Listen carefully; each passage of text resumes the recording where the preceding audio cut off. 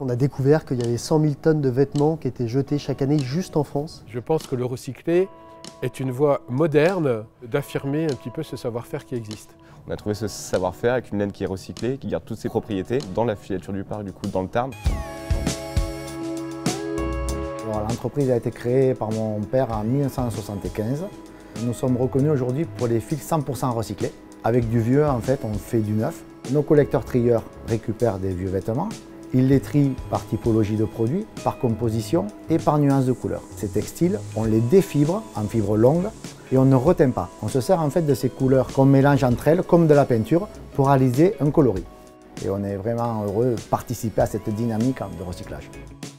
Une des missions de Saint-James, c'est de développer toute cette filière française. Si on peut relocaliser, développer toute l'industrie textile en France et particulièrement la laine, c'est une des motivations de ces belles collaborations. On fait face, on le sait tous, à des enjeux climatiques, à des enjeux sociaux qui quand même vont bouleverser les prochaines années. Et donc voilà, c'était vraiment quelque chose qui nous intéresse de partager un peu du coup ces nouveaux procédés, se faire avancer mutuellement quand même. Il faut qu'on fasse mieux, il faut qu'on s'améliore, il faut qu'on diminue les impacts de toute notre production, mais jamais rogner sur le style. Le plaisir de s'habiller doit rester devant parce qu'on ne transformera pas cette industrie s'il n'y a pas ce moteur du plaisir. On a imaginé une collection de 3 produits. Moi, les inspirations pour Saint-James, c'est du bleu marine, un style très épuré, avec de jolis détails, solides. C'est empreint à la fois de la ville, mais c'est un parfum de nos vacances d'été en bord de mer.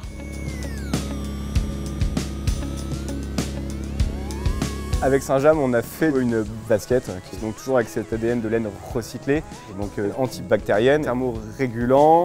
Elle est aussi résistante qu'une fibre neuve parce que c'est une fibre qui a déjà vécu. Toutes les parties mauvaises d'un textile neuf, on va dire, les fibres courtes, les excédents de teinture, sont déjà partis au fil du temps et au fil des lavages. Tout ce qui reste sur un vêtement en fin de vie, c'est tout le meilleur en fait.